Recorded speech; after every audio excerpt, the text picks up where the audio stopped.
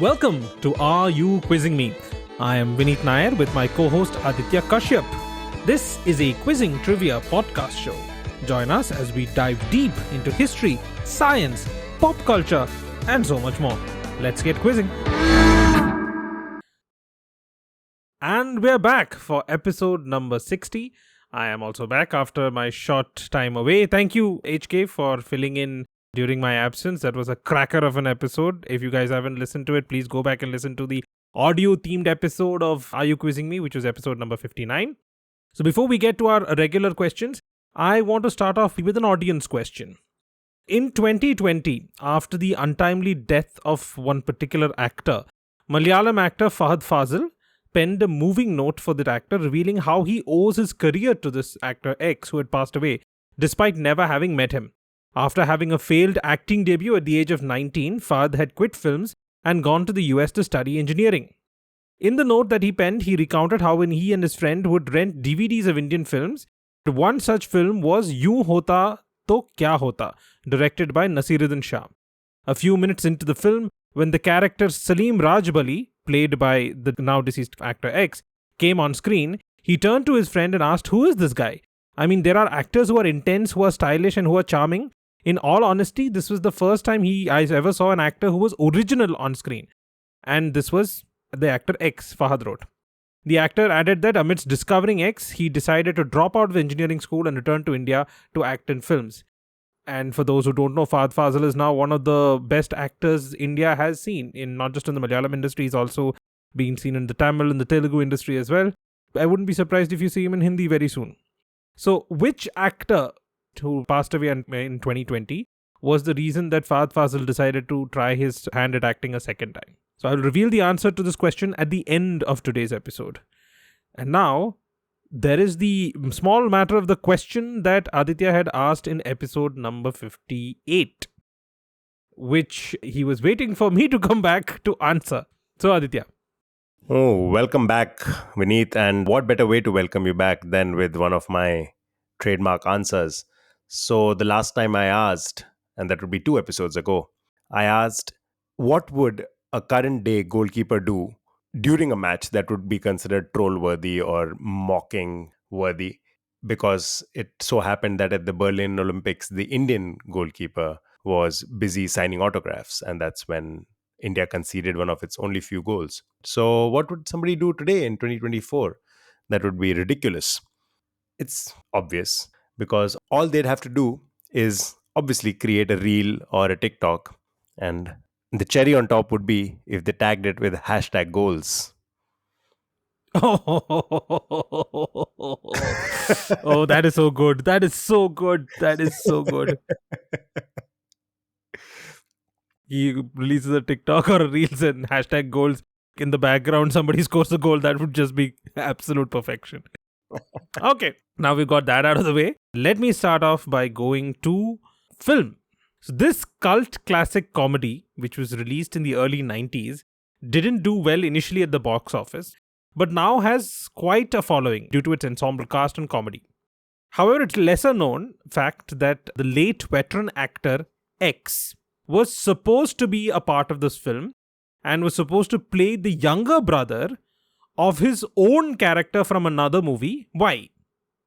While Y was supposed to be an iconic villain, the character that X was supposed to play in this comedy movie was supposed to be its polar opposite, wearing white clothes and always serious, never smiles, according to the director of this film. Eventually, because of the duration of the film and the dates, it couldn't work out and X did not appear in this cult classic comedy. So the character that X was supposed to play was replaced by this now very iconic comedic villain, Z. So I want you to identify the veteran actor X, his original villain role, whose younger brother he was supposed to play, Y, and the comedic villain who replaced the character that he was supposed to play. I have a couple of films that would fit the bill, but can I ask before I answer, when was this you mentioned? The early 90s. Indian film, right? I haven't mentioned whether it's an Indian or international film. Okay, so I immediately jumped to Bollywood for some reason. But given the description of comedic villains and all of that, I would assume it's an Indian film, if not specifically a Bollywood film. So my first guess is going to be Andaz Apna Apna. Okay, so if it is Andaz Apna Apna, oh, what are we talking about? So we have two options for the villain. One could be Crime Master Gogo. What's his name, yaar? Okay, so Z, the character that replaced what X was supposed to play, is Crime Master Gogo, Uh huh. which was classic comedic villain, like just laugh out loud funny. Hmm. If you can remember one of the dialogues from the film, you can get the rest of the answers, who X and who Y. I believe he said he's Mogambo's nephew. Okay, so So is Mogambo the character that we're talking about then? and if it's Mogambo, then who's the actor? Then it would be Amrish Puri. Yes. Let me just give you the full picture. By the way, the dialogue is Crime Master Gogo, Mogambo ka bhatija. Bhatija. Yes. Right. Okay. ये Vasco da Gama का gun है. Okay, so Amrish Puri was supposed to play a character called Zorambo, who was supposed to be Mogambo's younger brother in this movie. Mhm. The film was already quite long, and because of the duration and then Amrish Puri's dates, they couldn't get him on board. So then they finally landed with Crime Master Gogo. Nice. Couple of facts about Andaz Apna Apna. Like, it's quite obvious now, but I think they already knew. I mean, like, the cast must already have known that this was going to be a great movie. Because while shooting, Rajkumar Santoshi, the director, had to call for a cut multiple times because the entire crew, including the DOP, the director of photography, was laughing so hard that it shook the camera. Okay. Do you know who the Muhurat shot, like the first shot of the movie, they usually bring somebody who's a celebrity or somebody senior in the film industry to take the first Muhurat shot. So, do you know who did the Muhurat shot for the Andaz Apna Apna? No idea. It was Sachin Tendulkar. Oh, okay. Nice. Yeah. And the screenplay was written by Santoshi along with Dilip Shukla, and they based the characters of a particular comic. Can you guess which one? No, I have no idea. I can't think of anybody. Okay, so if I told you there are like two guys, right, and they're pursuing two girls, and a classic comic that would be available in India in the 80s and the 90s. Oh, okay. Like Archie's. Yes, so yeah, so the Ah. characters were modeled on Archie's comics. Oh, okay. Wow.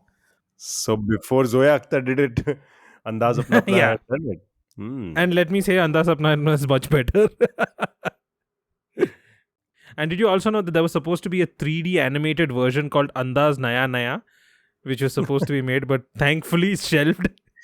Oh, wow. It's one of my favorite movies. It is a lovely movie. And that brings me to a little random piece of trivia, which isn't really trivia that everybody might know, but I think everybody should. That there is a restaurant in Mumbai called Anda Apna Apna. And they serve egg dishes till late in the night. They have Robert Masala Bhurji. They have Karishmai Egg Rocket. They have Prem Egg Ghotala. They have Teja Double Egg Roll. They have Do Mastane Egg Maggie. Omar Egg Masala Fry. Oh God.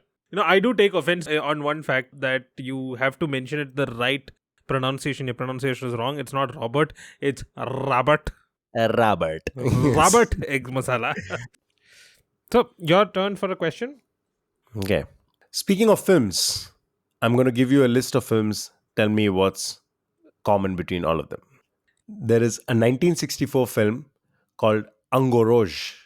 Angoroj. I don't know how it's pronounced, but it's Angoroj. And this was made in France and directed by Atelier Mahé. It's a 1 hour long movie, approximately, and its story involves murder. It was thought to have been lost until a restoration emerged in 2010. There is another 1960s film. This one is called Incubus. This is from 1965. It's an American production. It's a low budget black and white horror film. And this starred William Shatner.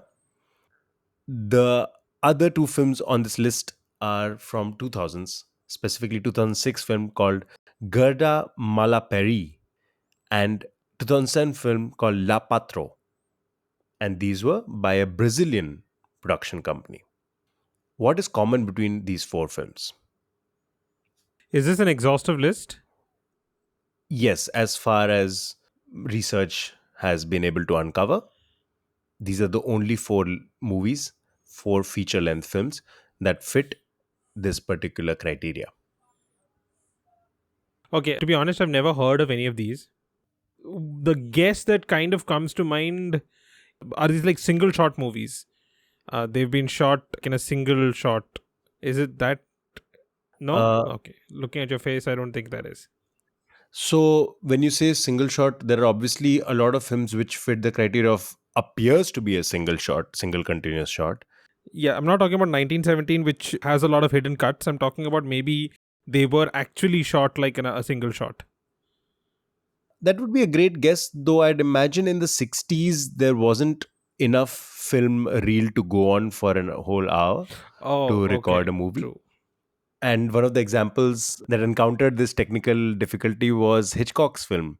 This was Hitchcock's film Rope, which Yeah. was supposed to appear to be a single take film. There is invisible cuts are very obvious because he goes into a character's back, and that's where you see the black screen appearing, and then he comes out from that character's back, and that's where the cut happens, obviously. And the reason that he had to do it every whatever 20 minutes, 25 minutes is because that was the maximum capacity of a film reel at that point of time. So the 1960s film, which is an hour long, would obviously not be a 1 hour long take because that was not physically possible Mm. back in the day. Yeah, any other guesses? Am I in the ballpark? Is it like a technical achievement or is it something else related to the box office or something like that? Neither. I won't call it a technical achievement in the sense that there was something of a new technology that they adopted or they managed to use. Mm-hmm. And it doesn't have anything to do with box office performance or any of that sort. Okay. William Shatner horror film along with French and Brazilian films. I'm trying to see where they could connect because that was what I was thinking. Possibly is not an actor because they're of different movies and separated by so much time. And if they are from different industries, then possibly it's some kind of quirk of the filmmaking itself, which is what I was thinking, going with the 1 hour or Mhm. the one shot. But if it's not that, hmm, are they superlative? Like, are they the first or the last of something? They are the only films of that kind. Well, I guess that's what it means by an exhaustive list. So it isn't a first or the last of Okay. anything. Interesting that you went about thinking how would a French film be connected to a Brazilian film, would be connected to an American film, because that is sort of a hint. But let me try to give you another hint. This would have had a limited audience in terms of people who would be able to appreciate the film. Wait, are these like silent films? Silent films would be a lot more, no? Silent films post the period of talkies, like since once we were able to record sound in conjunction with the video, are these like the only silent films which completely silent? I'm talking about not even music. I would imagine there would be more, and these four definitely There will don't be fall more. in that Okay. category. They specifically do not fall in that category because the sound part of it was important, and you'll know why. The audience for this film would be somewhat limited. So, the potential audience would, by various estimates, come out to maybe a maximum of 2 million people. And that is all of the potential audience in the whole world who would be able to appreciate this film. Oh, okay. So, okay, you've told me these are films by a French director and by a Brazilian director and starring William Shatner. But are they not of that language? Is this like something movies made in Esperanto or something like that? Well done. It is movies made in Esperanto. Oh, shit, seriously? These are the only four feature films known to have been shot exclusively in Esperanto. Okay. I was just listening to an episode of Let's Learn Everything where they were talking about constructed languages and they were talking about Esperanto and Hmm. the number of speakers. So then when you said something like that, I'm like, oh, okay, maybe it's a language thing. So thank you. Let's learn everything. Yeah. Well, since we're giving podcast shout outs, the reason that I started digging into Esperanto was because I heard it on Stuff You Should Know, a very famous podcast. Just one more thing that I'd add, and I mentioned perhaps the only name that was familiar to most people would be William Shatner, who starred in the American 1965 film Incubus, that was also shot in Esperanto. Though the film was admired for its stark artistry, many Esperantists find that the actor spoke with poor pronunciation. That was a criticism that was leveled on the film. Why am I not surprised? This is William Shatner. He could not even speak in English properly. That's my worst William Shatner ever. But if you watch the original Star Trek series, you know what I'm talking about. Yeah, but well cracked. That was much faster than I expected. Esperanto films. Okay, thank you, thank you. So, an additional piece of trivia: did you know that William Shatner is an published author? And not only is he an author, his books have been adapted into a TV series. Now, this goes back to the depths of the late 80s and the mid 90s. So, there was a series of books that William Shatner had written. Actually, he had made the story. I think it was ghost written by somebody else, but the idea and the story was his. It was a series called Tech War. So, the series of books were called Tech War, and there were 2 seasons of a TV show also called as Tech War, which was released in the mid 90s. Lovely. I had no clue. That's a cool piece of trivia. Okay, your question. So, Charlie Chaplin has won only a single competitive Oscar, and that was in 1972. I want you to tell me what category he won for. So, this is not an honorary Oscar. He's gotten Oscars in the past as well. My question is, which is this category in which he won his first and only competitive Oscar? And you mentioned this was in the 70s. 1972 Oscar is when he got it. Interesting. So this is after the time he has stopped acting, I believe, which would mean that it isn't a best actor or best supporting actor. And I don't think he was directing either. The movie for which the Oscar was won, I'm not talking Mhm. about the category, the movie did star Charlie Chaplin. Oh, wow. He was acting all the way till 70s. I had no clue. Okay. Was it directed by him as well? Yes, it was directed by him. Oh, wow. I was just going to say it can't be a best director because I thought he stopped directing also. Okay, okay. Clearly, my Charlie Chaplin trivia isn't up to date. It was produced, written, and directed by Charlie Chaplin. I genuinely was under the impression that he stopped in like the 60s. You would not be wrong. Wait, so this film was from the 60s? Actually, farther back. Huh. Why was it being awarded in the 70s? Yes, and a competitive Oscar, not an honorary Oscar. I'll give you a clue. The movie released in 1952. So now I'm confused because I thought the Academy Awards rules meant that you could only award films from the previous year in the competitive categories. That is also true. Vineet, you're just agreeing with everything that I'm saying and none of it adds up. I'm absolutely telling you that what you said is right. This movie did not release in 1972, it released in 1952. Okay? Right. And you're also right when you say that the Academy Awards do not consider movies released beyond that for its competitive categories. Okay, so here's how I'm thinking because I have no clue how else to approach this problem. I know you, Vineet. So it definitely is not best actor, best director, best producer. If that was the case, then why would I ask this question? This question would be irrelevant. Vineet would not do that to me. Okay. Writing credit is possible. I don't think he was ever behind the camera in terms of cinematography. Hmm. Okay, I'm thinking it has to be a writing credit then. He was the writer for this movie, but no, that's not the category in which he got the award. Is it cinematographer? No. Oh wow, he did something else apart from these things. Was he the music director, the composer? And you hit the nail on the head. Yes, so he got it for best dramatic score. I think you're a bit too kind when you said I hit the nail on the head because I hit my thumb a few times before I hit the nail on the head. So now can you solve me the puzzle of why this movie got an award in 1972? Actually in 73 March, but from the 72 year category when the movie originally released on 16th October 1952. Was it the McCarthy era? Yes. So now here's the Ah, story. So Charlie Chaplin released a movie called Limelight, which was from 1952. And when he went to England to attend the premiere of Limelight in London, his re-entry visa to the US was cancelled because he was supposed to have had communist affiliations.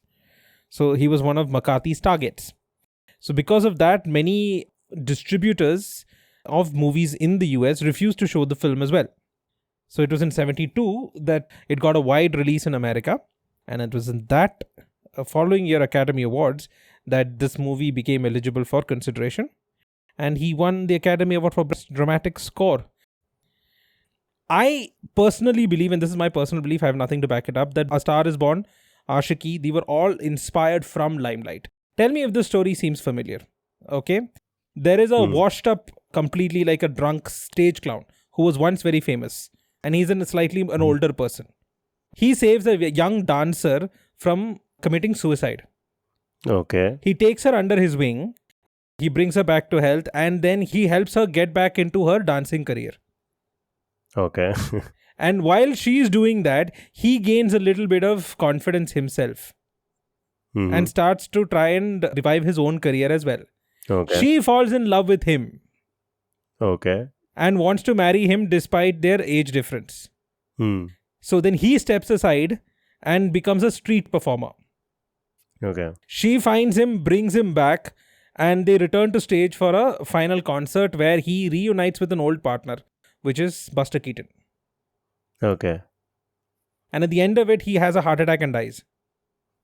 Interesting. Okay. Wow. Does this story sound familiar to you? It does, but Vineet, and I'm guessing you might have already known this, but I'll tell you that A Star is Born is not an original script from the 2018 film. It has been remade. Yeah, I know that there was a 70s movie with Barbara Streisand, right? Actually, Barbara Streisand movie was based on a 1954 film Oh, okay. called A Star is Born, which was based on a 1937 film called A Star is Born. Oh, okay. So then this might actually be derivative of that. And Limelight might Oh. have taken inspiration. Here's a little piece of trivia since we were discussing Academy Awards and we brought up A Star is Born.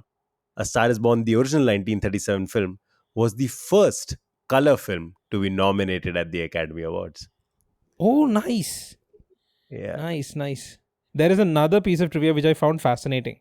So the actress in Limelight, Claire Hmm. Bloom, okay, if you combine the careers of Chaplin and Claire Bloom together, they Mhm. span 3 centuries of the Gregorian calendar. Oh, wow. So Chaplin started acting in 1898 in London at the age of 9. And Claire Bloom was acting as late as 2022. Wow, okay. So between the two of them, they've had acting careers which have spanned the 19th century, the 20th century, and the 21st century. That is pretty cool, yeah. And the only time that Buster Keaton and Charlie Chaplin were seen on screen together. That is one of those iconic moments. It's heat moment, but for physical comic actors. Yeah. Yeah. Lovely. Okay. So your question.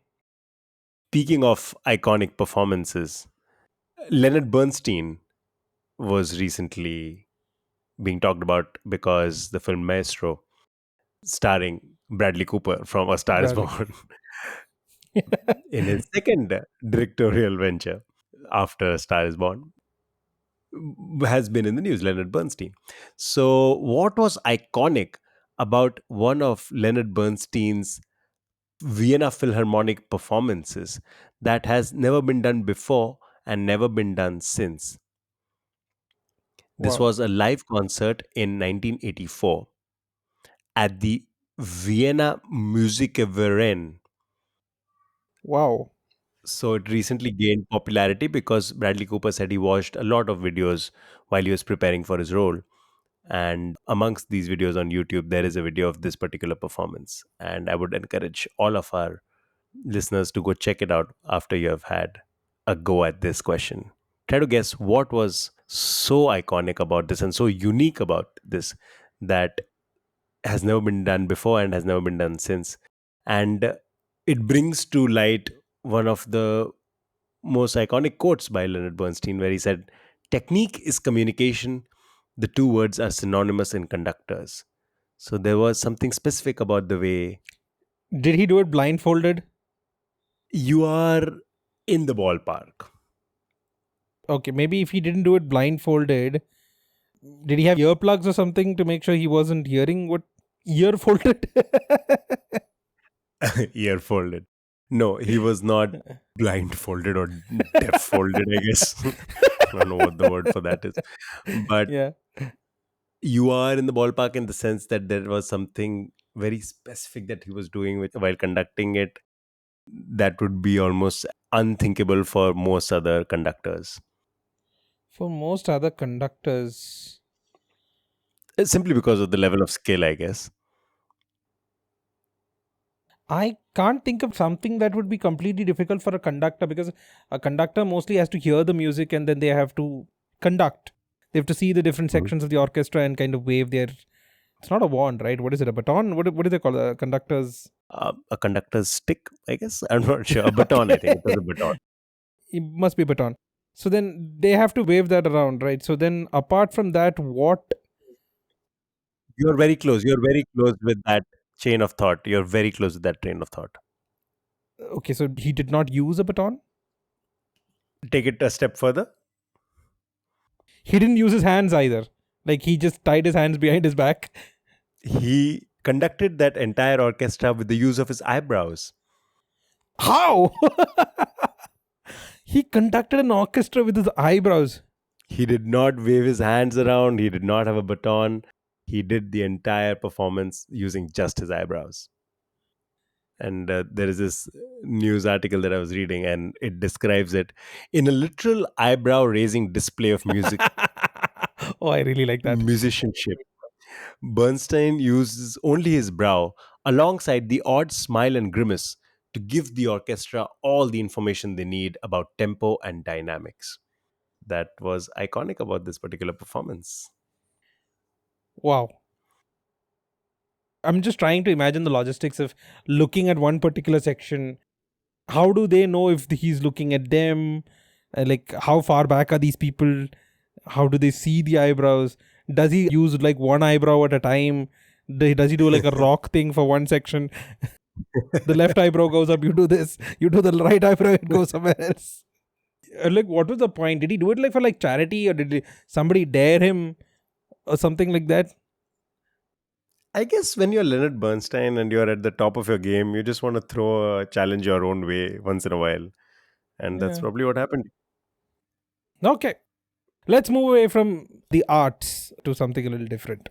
The Indo-Pakistan War of 1971 was a military war between India and Pakistan that occurred during the Bangladesh Liberation War in East Pakistan.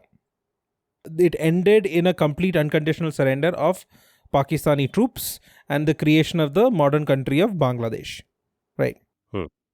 This was like a massive turning point in India-Pakistan relationships. It was a huge thing. Cemented Indira Gandhi's career. It cemented Sam Manekshaw's brain as military tactical genius. But during the Hmm. war, because the Pakistanis were supplied by the US, they had superior code breaking equipment than India at the time. Hmm. And this was a great threat to India's campaign. So they were able Hmm. to intercept radio communications, Hmm. and they were able to break the codes, and they were able to do this. So India employed a very clever yet simple tactic to outfox the Pakistanis, something which is now being copied by China to be used against India. Not to be Interesting. used against India. They know that India did this once. So they are prepping their people to be able to make sure that if India does try it again, they are not at a disadvantage. So what did India do that completely flummoxed the Pakistani counterintelligence and the code breakers and whatnot? So I don't know where I get this from, but I have a feeling that India did do something along the lines of pretend they were gonna attack West Pakistan, so the troops were mobilized in what is present day Pakistan. No, it wasn't that kind of a move. We are talking about communications. India did something very simple but clever tactic, which currently I would say that Pakistan would never be able to do. Very few countries would be able to do that. I think the only country which has done this successfully prior to India would be the US. That was actually going to be my clue. You know what? I'm gonna guess that this has something to do with language, because you said very few Aha. countries can do, and Yes, okay. So then, can you be a little more specific? just use a language that would be very tough for Pakistan to find a translator for who is not Indian. So apply your logic a little further. You'll get to the answer. So, am I supposed to guess which language? Esperanto. No. No. Again, I think Sanskrit would be not that difficult to find a translator for. Because in Sanskrit it's also a dead language. So communicating modern concepts in Sanskrit would be very, very, very difficult, sometimes impossible. True. So then I'd say because of geographical reasons, probably something like a Malayalam or a Tamil, because I imagine there are probably very few speakers of that language in Pakistan, if at all. You're right. It was a very simple tactic. Something that the Indian forces still use today is that they hired Malayali and Tamil radio operators who would converse exclusively in Malayalam or Tamil. Oh, lovely. That's where, our cultural diversity comes to our rescue. There was an article a couple of years ago where intelligence forces have mentioned that Chinese wireless operators are learning Tamil and Malayalam to understand intercepts of the Indian army. Oh, they are fighting and lost cause. They're going. It's very difficult. If you're not a native speaker, it's very difficult to learn Dravidian languages. Yeah, and also native speakers speak at a speed which is. And the colloquialism, the nuances are very difficult to get. Hmm. Also, by the way, how Indian women's hockey team won in Chak De India. Didi! And they used Kanyakumari and Kashmir when they wanted to point where they wanted the ball to be passed to. The best part in that was the Australian coaching. Who's Didi? There's no Didi on the roster. Who's Didi? Who's Didi? Yeah, India is also doing the same thing. Indian forces such as the Indo-Tibetan Border Police, which guards the Indo-China border, is also training its new troops in Mandarin. But given the prevalence of just something as simple as Google Translate, I wonder how much of an impediment it would be in. These kind of things are time bound, right? So you wouldn't have the time to put it into Google Translate properly. True. Given our internet difficulties that we often face in recording a podcast, I'd imagine. Yeah, in the Himalayas, yeah.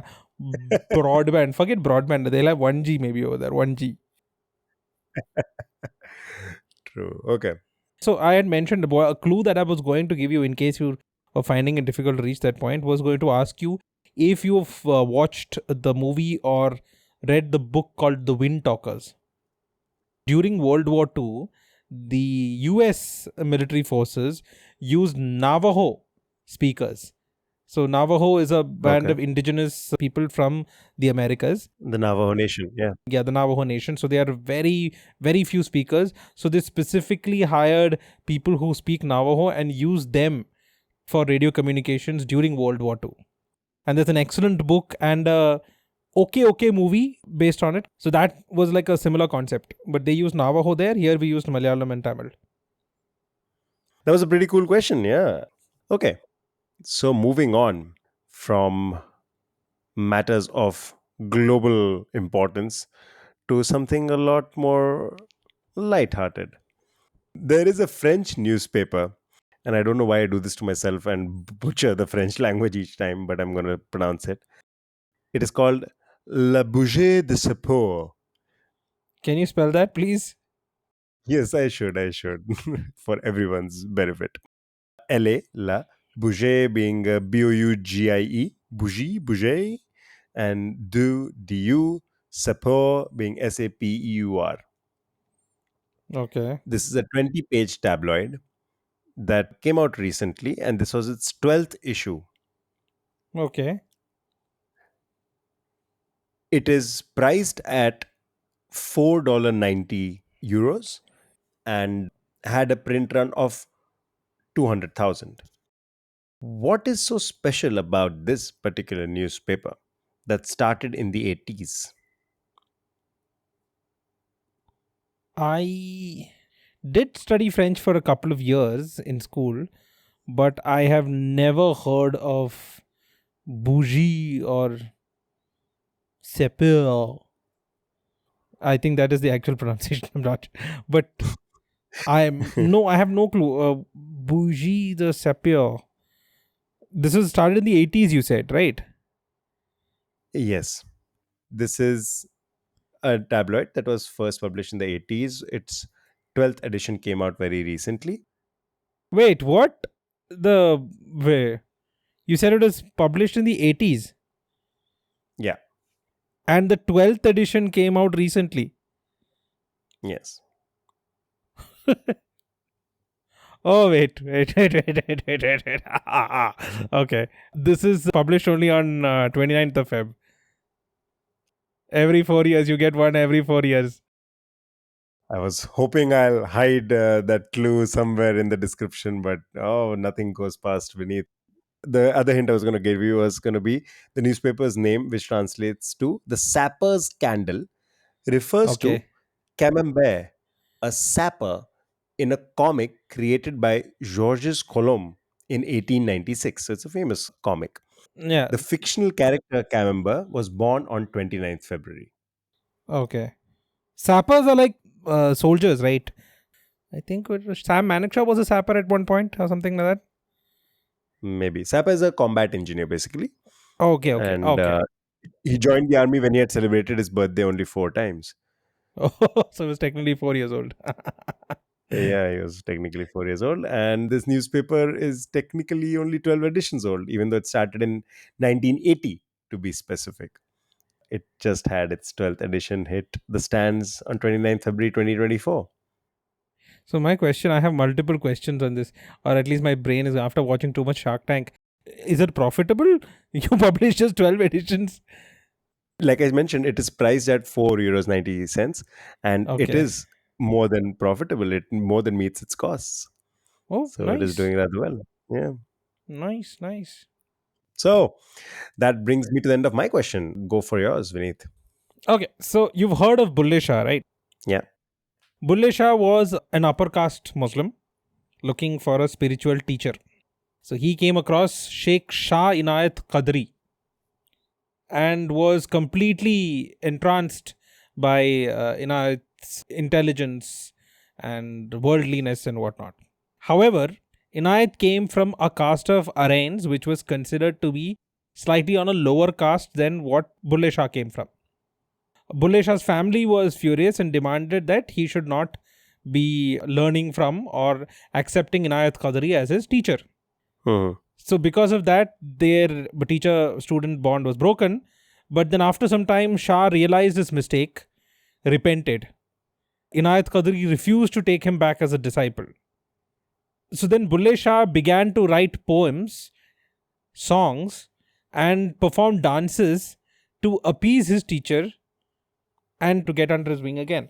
Now, the question is, one of those poems is extremely famous today. Okay.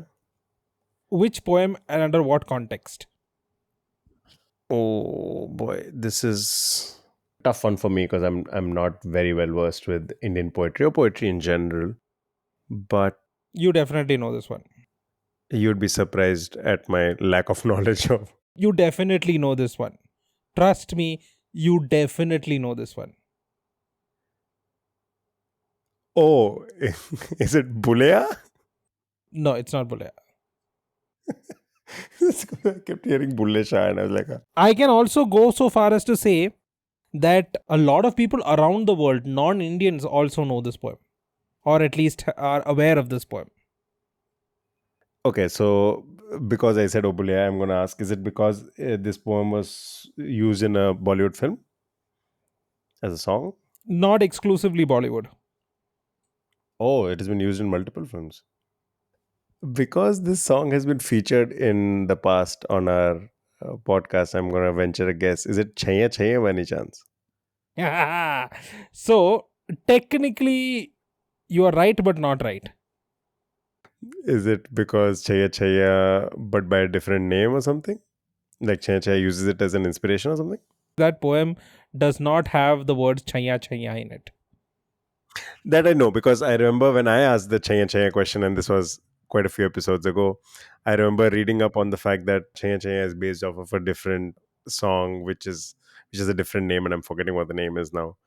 Okay, this is not going to drag this on, but you're right.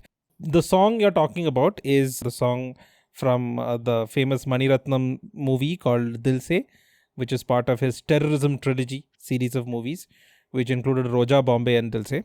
The song itself, which became famous, is Chaya Chaya. It was based off this Bulle Shah poem. But surprisingly, this Bulle Shah poem, which I believe is from Punjabi, the original title was not used for the Hindi version of the song. The original title was used for the Tamil version of the song. Okay. It is Thaiya Thaiya. Yes, I remember Thaya Thaya is the name. Yeah. Yeah. And do you know why people around the world would know this? Because Chaya Chaya has been featured in multiple movies. Yes, specifically one Spike Lee movie called The Inside Man, where Chaya Chaya plays over opening credits. A good movie and obviously a great song. So the poem goes something like this, and I'm reading it from a transliteration, so please forgive any meaning mistakes or pronunciation or whatever.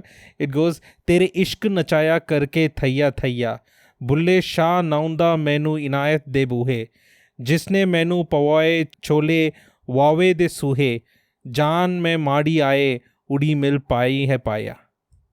Yeah, that's just horrible, whatever that was just horrible, but yeah, that's the original poem.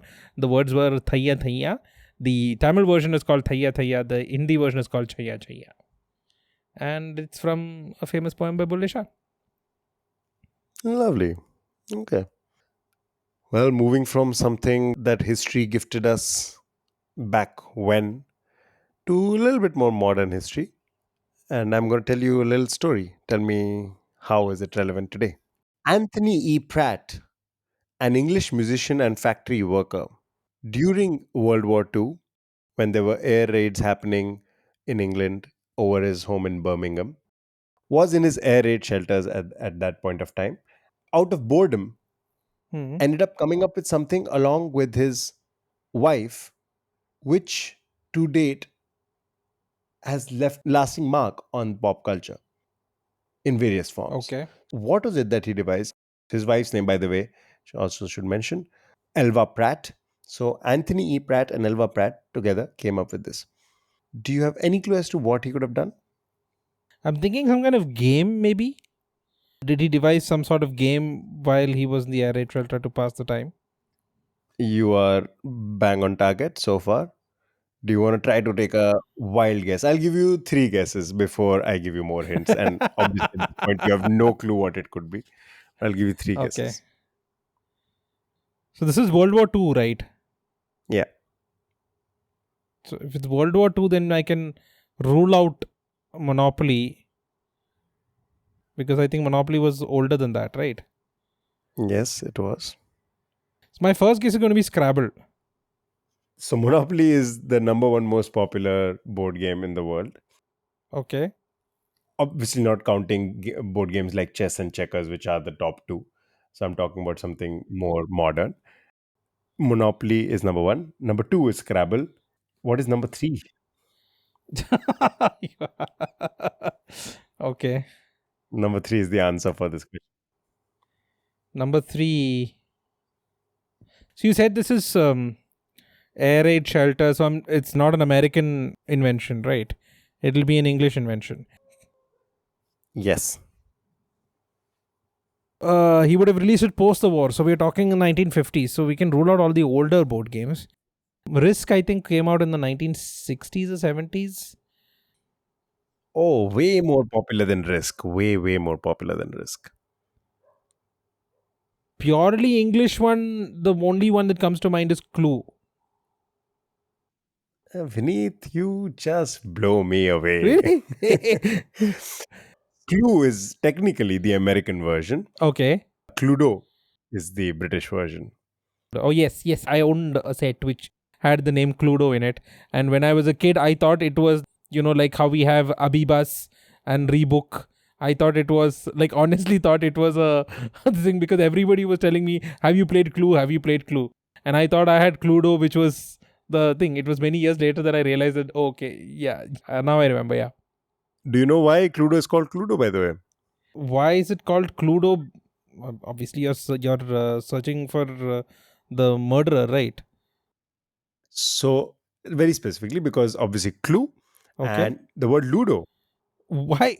Why Ludo? So, it was just a pun on the game Ludo because it was a popular game Okay. in England back then. Okay. And when it was being sold in America, they were worried that people there did not know Ludo, which is why it was renamed to Clue. Oh, They thought people would not get the little word play over there. And that's how Cluedo became Clue in the US. It is the third most popular board game third most popular, huh? Clue. Wow. after Monopoly and Scrabble. Yeah, pretty insane the number of pop culture artifacts it has inspired. Number one being, obviously, apart from the game, being the movie. Movie. The one with the multiple endings. Brilliant. Brilliant movie. If you haven't watched it, please do. It is a very, very good film. Do you know? This is very tough, so I'm just gonna ask you if you know or not. If not, I'll tell you the answer. Do you know what house this was based on? This was based on an actual house. I'm just going to guess. Is it Bletchley Park? No.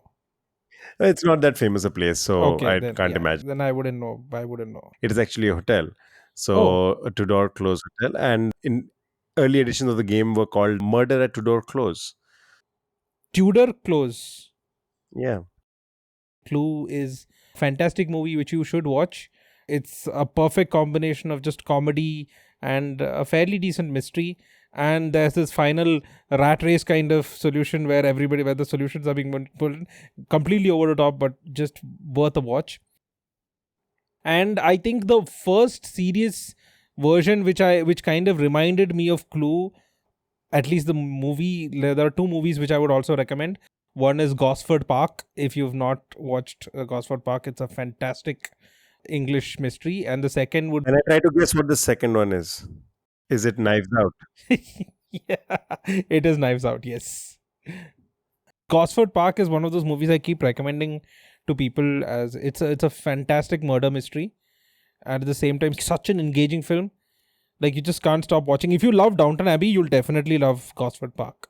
It's one of my favorite murder mystery movies. Interesting. I should check it out. I should check it out. Yeah. But I think that's all the time we have for today's episode. Aditya, what's your question for this week? So, Cluedo was obviously a portmanteau on Clue and Ludo. If it was created in India, what would it have been called instead? Okay, I really want to know what your brain's going to cook up for this one. So we will wait till next week to find out. So I had asked an audience question at the beginning of today's episode. After the death of an iconic actor in 2020, Malayalam actor Fahad Fazil had penned a moving note revealing that after he had dropped acting at the age of 19 after having a failed acting debut at the age of 19, he had gone to the US for studies. There he had watched a movie called Yun Hota To Kya Hota, which was directed by Nasiruddin Shah.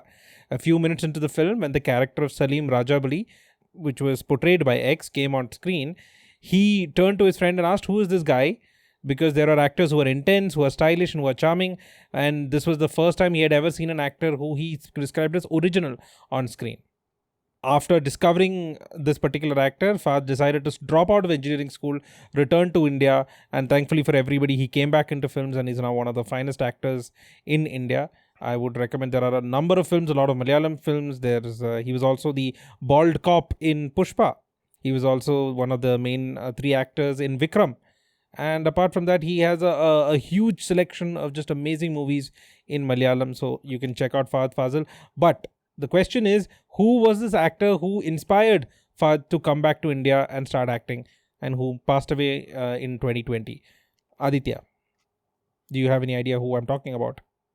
Because you mentioned passed away in 2020, I would believe it is the phenomenal and taken too soon actor Irfan Khan. And you would be right. It is Irfan Khan. So we have Irfan Khan to thank for Fahad Fazil, or Fafa as he's known. Well, Irfan Khan has inspired a bunch of actors, a generation of actors, and for good reason. He has been one of the finest talents this country has seen. Effortless acting, effortless. At no point during Irfan Khan's acting do you ever feel like he's trying too hard. Honestly, pick any film and he is going to be great in them. If you can overlook, and I know it's a bit difficult, but if you can overlook the slight language barrier that he probably faced in doing the Hollywood films, his performances in those films are also pretty phenomenal. And Life of Pi was beautiful for a lot of Yeah, reasons. It was a pretty well made film, yeah. but Irfan Khan was pretty great to watch in that as well. True, very So, true. yeah.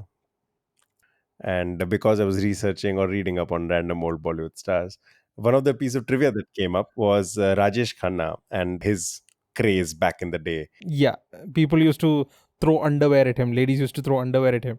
I think that was the first episode of that ever happening in India. Probably, yeah. There have been a lot of contemporary actors who have claimed that they can't even imagine reaching the level of fame that he had, including all your great Khans and stuff. And Irfan Khan was a fan. And when he moved to Mumbai, he worked as an air conditioner repairman and visited Rajesh Khanna's home. To repair his AC. Yeah, it was acting inspiration. In 1984, he visited his house. Wow. That is a little piece of trivia. So watch out for our next episode. It's episode number 61 is going to be a food and drink special episode with all our questions relating to food in some way, shape or manner. Again, before I go, one last thing to do. Aditya, what are your popular culture recommendations for this week? I will recommend the book that I'm currently reading, which is pretty funny and something that I haven't read before, in the sense that it is from a country I've never read from before. The 100-Year-Old Man Who Climbed Out of the Window and Disappeared. It is an international bestseller Okay. and a really fun book. It is by the author Jonas Jonasson, who is Swedish. So it's a Swedish book. It's the first time I've read anything by a Swedish author. And I would highly recommend checking it out. It is funny, it is interesting, it's intriguing. Just out of curiosity, the Millennium series by Stieg Larsson, wasn't that also Swedish? Oh, yeah, it might have been, yeah. No, I just wanted to make sure. Yeah, so great recommendation. This week, I too am actually going to recommend two sets of books which I had read recently. Both are very India focused, but for completely different reasons. So the one is the Malabar House series by author Wasim Khan. It's a period detective fiction series of novels featuring the first female IPS officer of India in the story universe. In real life, obviously, it was Kiran Bedi in the 1970s. This posits what if we had a female IPS officer who was a Parsi by the name of Persis Wadia in the late 40s in India, in Bombay, and who's deputed to this police station called Malabar House, which is very similar to Slough House from Slow Horses, which is again another favorite series of mine by Mike Herron. You can definitely go read that as well. There's also a fantastic TV series starring Gary Oldman about Slough House as well, which is called Slow Horses. So my first recommendation, just to be clear, is the Malabar House series of novels by Wasim Khan. My second recommendation, similarly, is a book called The Age of Vice. It's a fairly long novel, but just absolutely worth it. The author is called Deepthi Kapoor, and it was a New York Times bestseller. I got to it a little late, about a year late, but not at all a short. And it's just a fantastic novel. It was completely different from what I was expecting. In many cases, I felt like this is what Animal should have been, even though there isn't much to link the movie and this particular book. But you have a similar kind of dynamic where you have a father and son who have a very dysfunctional relationship, and But that's just a small part of this book itself. It's a fantastic read. It is an absolutely fantastic read. Deepthi Kapoor's Age of Vice and Wasim Khan's The Malabar House series. These are two of my official recommendations. Lovely. Lots of things to catch up on then. That's the end of today's episode. That's all for this week. Thank you all for listening in. We hope you enjoyed the show. We hope you learned something new. If you liked what you heard, please subscribe to our podcast. Leave us a review on your favorite podcast platform. A lot of people who listen to us still are not subscribed. So please take a few seconds after this spiel of mine and just hit the subscribe button and follow button for us. It helps us reach a wider audience, allows more people to discover and enjoy the show. We'd love to hear from you, feedback, suggestions, trivia, questions. If you want any questions that you want either of us to ask on the show, just send us an email with the subject line reading question for the show with the name of the quizmaster who you want to ask the question. The email ID is ruquizzingme@gmail.com. You can also reach us on Instagram at ruquizzingme. We also have a subreddit at reddit.com/r/ruquizzingme. We appreciate your support and look forward to sharing more episodes in the future. Thank you again for tuning in and have a great day. See you guys next week.